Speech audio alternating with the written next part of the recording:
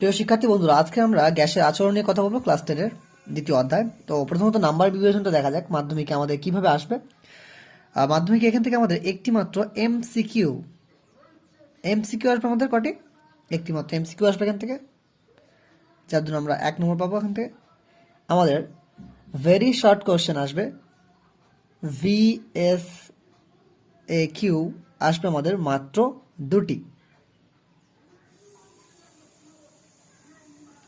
তাহলে 2টি, 2 নম্বর।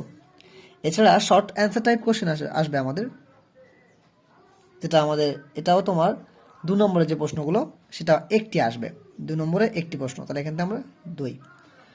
আর large answer type question, মানে সব থেকে বড় কোশ্চেন তো এখানে তোমার 3 নম্বরে আসে। So large answer type question আসবে আমাদের একটি মাত্র, 3 নম্বরে একটি মাত্র কোশ্চেন আসবে।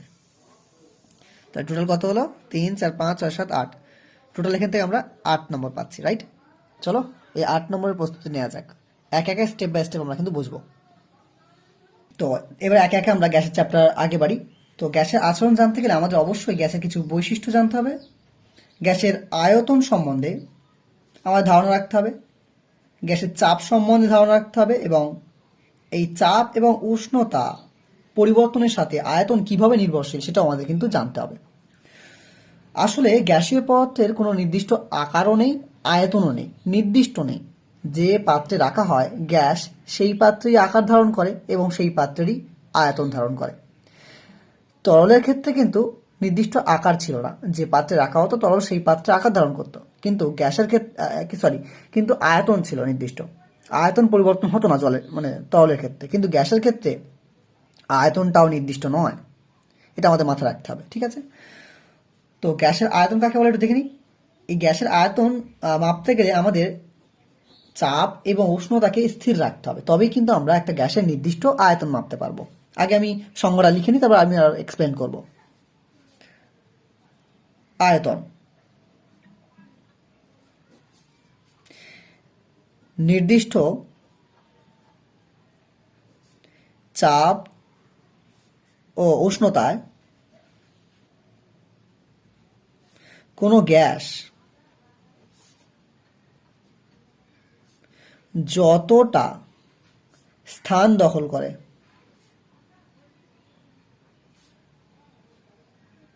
তাকেই ওই গ্যাসের আয়তন বলে।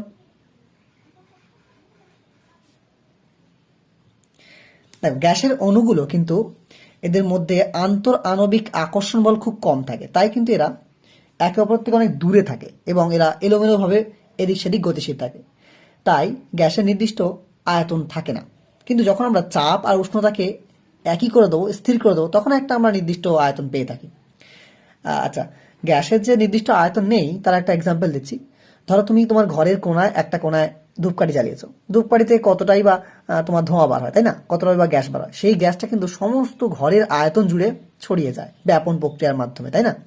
তো সেক্ষেত্রে গ্যাসের আয়তনটা নির্দিষ্ট রইল না।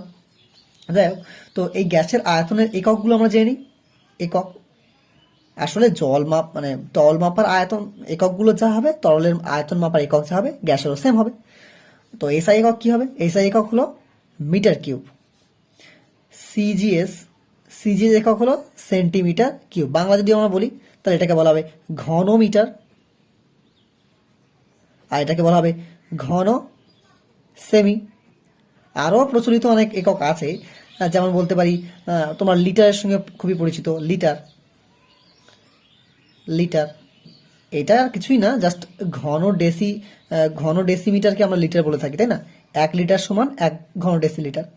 এগুলো ব্যবহারিক, খুব প্রয়োজনীয় ব্যবহারিক একক বলতে পারো। এছাড়া যদি ছোট একক ইউজ করতে চাও তাহলে মিলিলিটার ইউজ করতে পারো। মিলিলিটার, মিলি লিটার, এগুলো সব কি? এগুলো সব তোমার আয়তনের একক। কিসের একক? আয়তনের। এটা ক্লিয়ার হলো? তাহলে আমরা কি লিখলাম আবার দেখে নিই। নির্দিষ্ট চাপ ও উষ্ণতায় কোনো গ্যাস যতটা স্থান দখল করে তাকেই ওই গ্যাসের আয়তন বলা হবে। চলো এবার আমরা গ্যাসের চাপ সম্বন্ধে একটু ধারণা করি।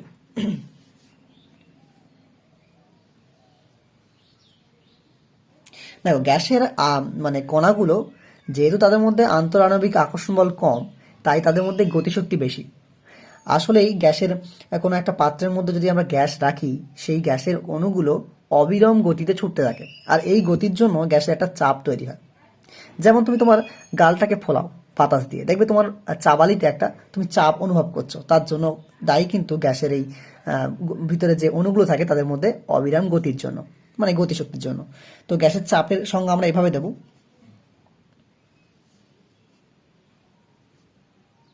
কোনো আবদ্ধ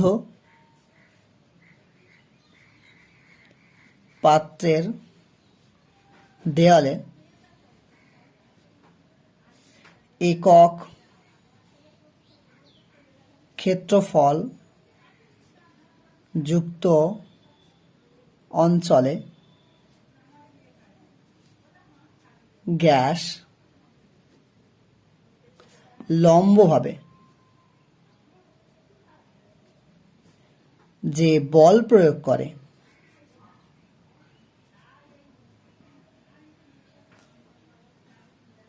তাকে গ্যাসের চাপ বলে।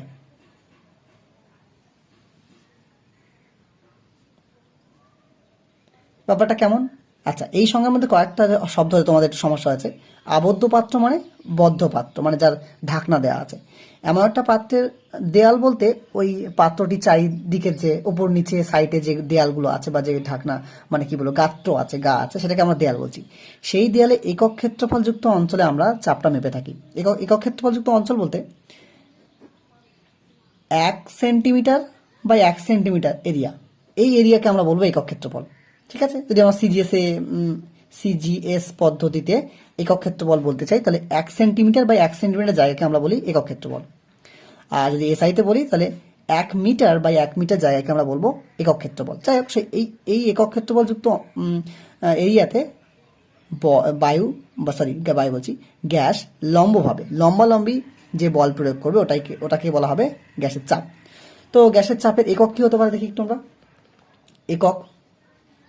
একক বলার আগে আমি একটু গ্যাসের চাপের একটা সূত্র মতো দিই।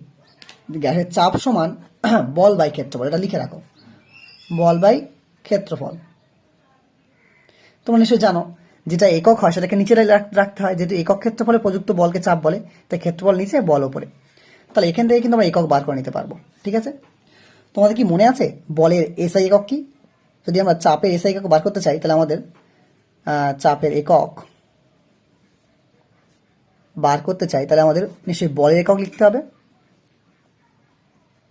আর ক্ষেত্রফলের একক লিখতে হবে।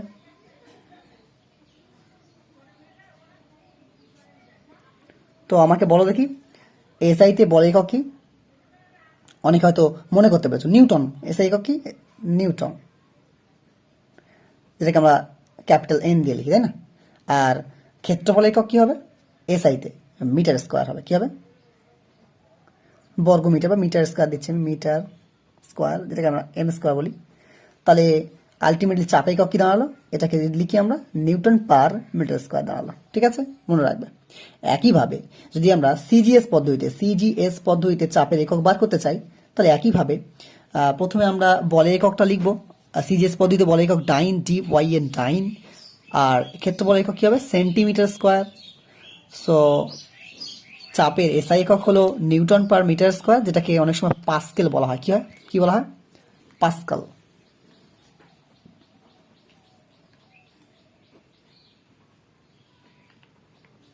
যেটাকে PA দিয়ে লেখা হয়, পাস্কাল, এটা মনে রাখতে হবে। তাহলে এই নিউটন পার মিটার স্কোয়ারকে আবার কি বলা হয়? পাস্কাল। বিজ্ঞানী পাস্কাল এটা আবিষ্কার করেছিলেন, সো এটার নাম দেওয়া আছে মানে পাস্কাল। তো যদি 1 পাস্কাল যা 1 newton per metre square, same জিনিস। ঠিক আছে, তাহলে এটা খেয়াল রাখবে যে এসআইতে চাপের একক নিউটন পার মিটার স্কোয়ার বা পাস্কাল, আর সিজিএস একক হলো ডাইন পার সেন্টিমিটার স্কোয়ার। এর এরকম কোনো নাম দেওয়া হয়নি। নিউটন পার মিটার স্কোয়ার বা পাস্কেল এবং ডাইন পার সেন্টিমিটার স্কোয়ার ছাড়াও চাপের কিছু আরও একক আছে। যেমন ধরো অ্যাটমসফিয়ার, এটিএম, অ্যাটমসফিয়ার। অবশ্যই এগুলো আমি এক্সপ্লেন করে দেবো এটিএম ব্যাপারটা কি। এটা এটিএম মেশিন নয় ভাই, এটিএম অ্যাটমসফিয়ারিক প্রেশার, রাইট। এছাড়া আছে বার, বার, এছাড়া একক, চাপের একক, উল্টোপাল্টা নিয়ে মাথায় নিও না যেন, মিলিবার প্রভৃতি। তো এর মধ্যে যেটা ইম্পর্টেন্ট সেটা আমাদের জানতে হয় তোমার এই অ্যাটমসফিয়ারিক প্রেশার ব্যাপারটা কি। বায়ুমণ্ডল যে স্বাভাবিকভাবে যে চাপটা দেয় ওটাকে অ্যাটমসফিয়ারিক প্রেশার বলা হয় থাকে, রাইট। আর এই অ্যাটমসফিয়ারিক প্রেশারকে কিন্তু প্রমাণ চাপ হিসেবেই ধরা হয়ে থাকে। তো আমি একটু প্রমাণ চাপের সংজ্ঞাটা তোমাদের লিখিয়ে দিই। তো প্রমাণ চাপ এই প্রসঙ্গে প্রমাণ উষ্ণতাও বলে দিই। তো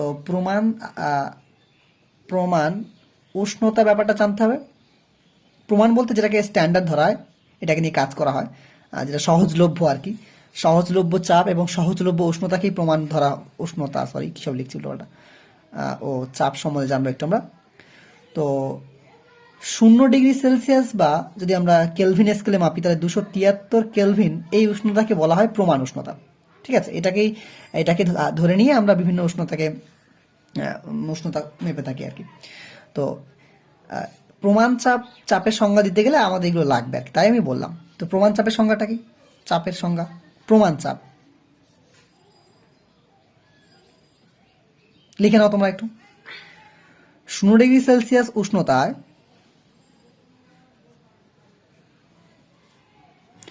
45° অক্ষাংশে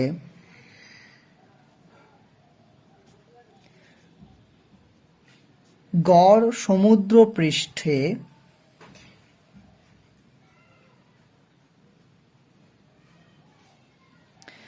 ছিয়াত্তর সেন্টিমিটার পারদ স্তম্ভ, এইচজি বা পারদ স্তম্ভ লিখতে পারো, এটাকে পারদ স্তম্ভ যে চাপ প্রয়োগ করে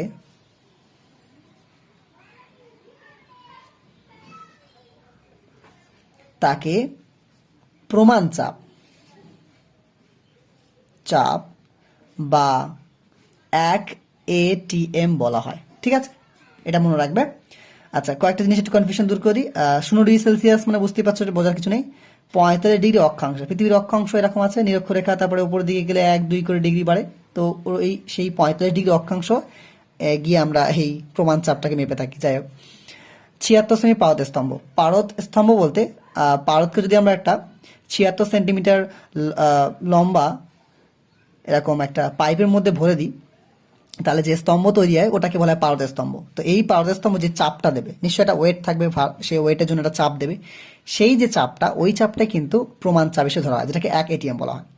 এখন এই 1 ATM মানে কত, মানে এসআইতে কতটা চাপ হচ্ছে সেটা আমাদের একটু জানতে হয়। মনে রাখবে 1 ATM সমান এই চাপটা আসলে 10-13-25 পাস্কেলের সমান। পাস্কেল মানে কি বলেছিলাম একটু আগে? Newton per metre square, SI একক, তাই না? তাহলে 1 ATM মানে হলো 10-13-25 পাস্কেল। এতটা চাপকে আমরা 1 ATM বলে থাকি। এটাই হলো প্রমাণ চাপ, সহজলভ্য। ঠিক আছে, এটা আমাদের মনে রাখতে হবে।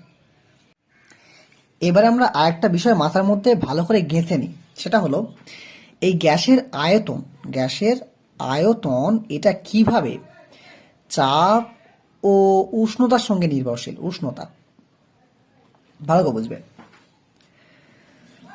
যদি আমি কোনো একটা গ্যাসের চাপকে স্থির রাখি, মানে ধরো যা চাপ ছিল প্রথমে শেষ পর্যন্ত তাই চাপ রাখবো, চাপকে স্থির রাখলাম, উষ্ণতাকে বাড়াচ্ছি কমাচ্ছি, তাহলে হবে কি? চাপ স্থির লিখে দিই, চাপ স্থির। সেক্ষেত্রে উষ্ণতা বাড়ালে আয়তন বাড়বে, এটা মনে রাখতে হবে। উষ্ণতা বাড়লে আয়তন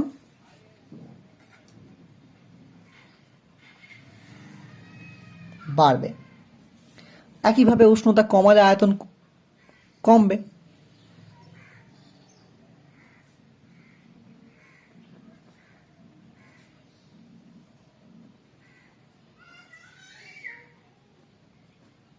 তার মানে উষ্ণতার সঙ্গে আয়তনটা সমানুপাতিক বলতে পারো।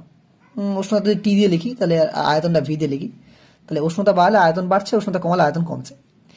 এবারে যদি আমি উষ্ণতাকে স্থির রেখে দিই, মানে ধরো ঘরের উষ্ণতা 25°, তো 25ই রেখে দিলাম, এই উষ্ণতা এখন স্থির। সেক্ষেত্রে চাপটা বাড়াবো কমাবো, দেখি আয়তন কি হয়। সেক্ষেত্রে যদি আমরা চাপ বাড়াই, চাপ বাড়ালে আয়তন কিন্তু কমে যাবে, আয়তন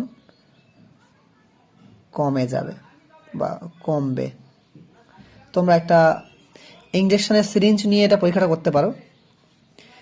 প্রথমে তোমরা ইঞ্জেকশন সিরিঞ্জে বাতাস ভরে নেবে, নিয়ে তারপরে মুখটা হাত দিয়ে চেপে দেবে, দিয়ে যখন তোমরা চাপ দেবে তখন দেখবে আয়তনটা ছোট হয়ে আসছে।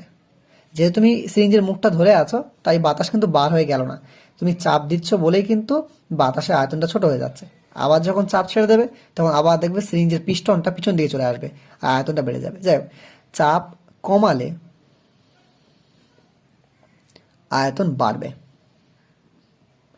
তাহলে চাপের সাথে কিন্তু আয়তন ব্যস্তানুপাতিক, চাপের সাথে কি আয়তন ব্যস্তানুপাতিক। ঠিক আছে, এটা জাস্ট একটু মনে রাখো, এটা আমাদের অনেক কাজে লাগবে এই চ্যাপ্টার ক্ষেত্রে।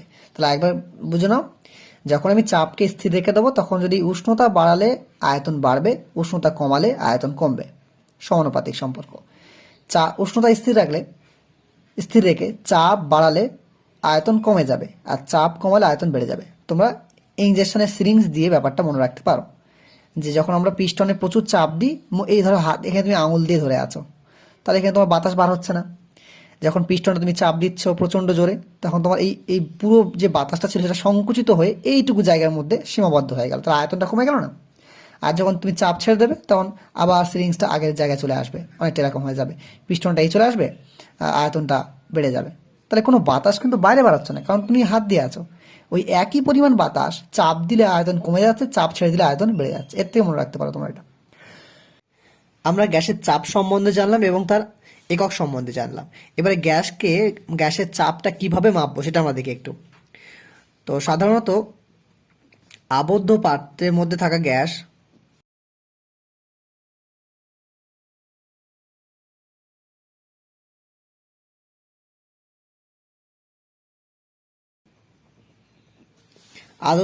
আবদ্ধ পাত্রের মধ্যে যদি কোনো গ্যাস থাকে তাহলে সেই গ্যাসের চাপ পরিমাপের জন্য আমরা ব্যবহার করে থাকবো ম্যানোমিটার। কি মিটার?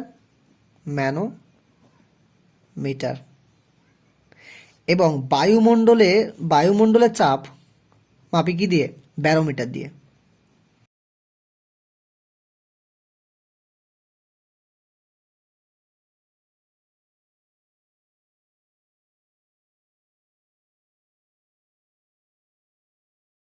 তাহলে কেউ যদি প্রশ্ন করে যে আবদ্ধ পাত্রে থাকা গ্যাসের চাপ কোন যন্ত্রের মাধ্যমে মাপা হয়, বলবে ম্যানোমিটার। আবদ্ধ পাত্র বলতে কোনো বদ্ধ ঢাকনাওয়ালা পাত্রের মধ্যে গ্যাস থাকলে ওটা আমরা ম্যানোমিটার দিয়ে চাপ মাপবো। আর বায়ুমণ্ডলে একদম খোলামেলা জায়গায় গ্যাসের চাপ পরিমাপের জন্য আমরা ব্যারোমিটার ব্যবহার করে থাকবো। আর যারা ব্যারোমিটার সম্বন্ধে জানতে চাচ্ছ, ক্লাস 9-এর ব্যারোমিটার সম্বন্ধে পড়ানো হয়েছে, এই চ্যানেলের মধ্যে ভিডিও দেওয়া আছে, তোমরা কিন্তু দেখে নিতে পারো। তো এবারে আমরা কিন্তু ব্যারোমিটার নিয়ে অত ডিটেলসে আলোচনা করবো না, আমরা কিন্তু ম্যানোমিটার নিয়ে আলোচনা করবো, কারণ আমাদের এটা নতুন জিনিস আমাদের জন্য। তো ম্যানোমিটার কিছুই না, এটা একটা ইউ আকৃতির খোলা নল। কি বললাম? ইউ আকৃতির কাঁচের খোলা নল, এবং এর একটা প্রান্ত বড় হয়, একটা প্রান্ত ছোট হয়। সাধারণত এটা মানে দুমুখ খোলা হয়, কিন্তু অনেক ম্যানোমিটার আছে তার একমুখ বন্ধ থাকে। যাই হোক, আমরা দুমুখ খোলা ম্যানোমিটার নিয়ে আলোচনা করব। এবং ছোট বাহুটা, এটা হলো ছোট বাহু, এটা হলো বড় বাহু। ছোট বাহুর সাথে আমরা যে আবদ্ধ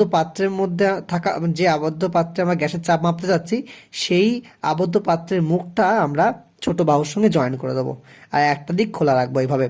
আর এই ইউ আকৃতি নলের মধ্যে আমরা পারদ দিয়ে দেবো। কি দিয়ে দেবো? পারদ দিয়ে দেবো, একদম এইভাবে অল্প একটু পারদ ভরে দেবো। ঠিক আছে? দিলে কি হবে, এক্ষেত্রে 3টে কন্ডিশন হতে পারে। প্রথম কন্ডিশন, 1 নম্বর কন্ডিশন, এদিক থেকে এর মধ্যে যে গ্যাস আছে সেই গ্যাসের চাপকে আমি পিজি দিচ্ছি, যেহেতু এটা কাঁচের পাত্রের মধ্যে আছে, আবদ্ধ পাত্রে পিজি। আর এখান থেকে বাতাস কিন্তু ঢুকতে পারছে, সো এখান থেকে কিন্তু এই পারদের মধ্যে যে চাপটা প্রয়োগ হচ্ছে ওটা হলো বায়ুমণ্ডলের চাপ, অ্যাটমসফেরিক প্রেশার, ওটা আমি এটিএম দিচ্ছি, রাইট?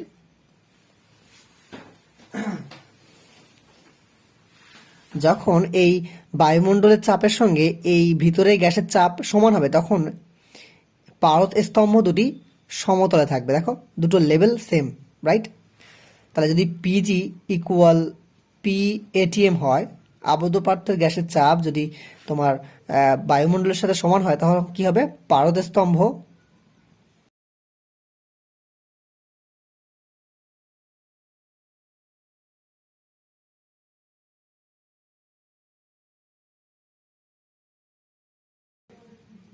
2 নম্বর কন্ডিশন, যদি ভিতরের গ্যাসের চাপটা বেশি হয়ে যায় তাহলে হবে কি, এই গ্যাস এই পারদের গায়ে প্রচণ্ড বেশি চাপ দেবে, তার ফলে এদিকে পারদস্তম্ভটা নেমে যাবে, এদিকে পারদস্তম্ভটা উঠে যাবে। ছবিটা অনেকটা এরকম দেখাবে, আমি ছোট করে রাখার চেষ্টা করছি। এদিকে ধরো এই আছে আর এদিকে একটু উপরের দিকে উঠে যাবে পারদস্তম্ভটা, এদিকে চাপ দিলে এদিকে উঠে যাবে, ঠিক আছে। সেক্ষেত্রে আমরা কি, সেক্ষেত্রে আমাদের অবশ্যই এই চাপটা বেশি হবে, মানে এই ভিতরের যে গ্যাসটা আছে তার চাপটা বেশি হবে এবং বায়ুমণ্ডলের চাপটা কিন্তু এর থেকে তুলনামূলক কম হবে, রাইট।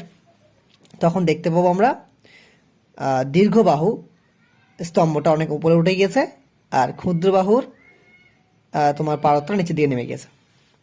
3 নম্বর কন্ডিশন কি হতে পারে, হতে পারে এই পাত্রে থাকা গ্যাসের চাপটা অনেক কম, সেক্ষেত্রে কি হবে, এদিকে চাপটা বেশি পড়বে। আর একটা ছবি আঁকি ছোট্ট করে, এদিকে চাপটা বেশি পড়বে, তখন এদিকে পারদস্তম্ভটা নেমে যাবে আর এদিকে পারদস্তম্ভটা উঠে যাবে। খেয়াল করে দেখো, লেভেলটা কিন্তু সেম নয়, ছোট বাহুর লেভেলটা উপরের দিকে বেশি উঠে গিয়েছে, এদিক বায়ুমণ্ডল বেশি চাপ দিচ্ছে আর এদিকে গ্যাসের চাপটা অনেক কম, তাই এদিকে বেশি ভারী হয়ে গেছে, তাই চাপ দিলে এদিকে পারদটা উঠে যাচ্ছে, ছোট বাহুতে পারদস্তম্ভ বেশি হয়ে যাবে। যখনই ছোট বাহুর দিকে পারদস্তম্ভ বেশি, বুঝতে হবে যে গ্যাসের মানে পাত্রের মধ্যে থাকা গ্যাসের চাপটা কম। কার থেকে কম, না অ্যাটমসফেরিক প্রেশারের থেকে অনেক কম, রাইট। এই 3টে কন্ডিশন, যদি পাওয়ারের লেভেল সমান তাহলে পাত্রের ভিতরে এবং বাইরের চাপ সেম। যদি বড় বাহুর তোমার পারদস্তম্ভ বেশি হয়, ছোট বাহুতে কম হয়, তাহলে বুঝবো যে নিশ্চয়ই পাত্রের ভিতরে থাকা গ্যাসের চাপ বেশি, কার তুলনায়, না বায়ুমণ্ডলের তুলনায়। আর যদি ঠিক উল্টো ঘটনা হয়, অর্থাৎ ছোট বৃহৎ বাহুতে নেমে যায় আর ছোট বাহুতে উঠে যায়, তাহলে কিন্তু ভিতরেরটা চাপ কম, বাইরের চাপ বেশি। অনেকটা তোমরা কিলো পাল্লার সঙ্গে তুলনা করতে পারো। কিলো পাল্লা দেখো, যখন আমরা কিলো পাল্লা কিছু মাপি তখন যেদিকে ভারী জিনিস চাপানো হয় সেদিকটা নিচের দিকে নেমে যায় না, আর হালকা জিনিসটা উপরের দিকে উঠে যায় না, তেমনই যেদিকে তোমার চাপ বেশি হবে সেদিকটা নেমে যাবে। যখন এদিকে চাপ বেশি তখন এটা নেমে যাচ্ছে, এটা উঠে যাচ্ছে। যখন বাইরের চাপ বেশি তখন এদিকটা নেমে যাবে, ওইটা উঠে যাবে। এভাবে আমরা মনে রাখতে পারি। ম্যানোমিটারের মাধ্যমে এভাবে কিন্তু আবদ্ধ পাত্রে তোমার গ্যাসের চাপ মাপা হয়। আশা করি বুঝতে পেরেছো। আজকে এই পর্যন্ত। পরবর্তী ভিডিওতে আমরা অবশ্যই বয়েলের সূত্র নিয়ে আলোচনা করব, বয়েলের সূত্র নিয়ে, ঠিক আছে।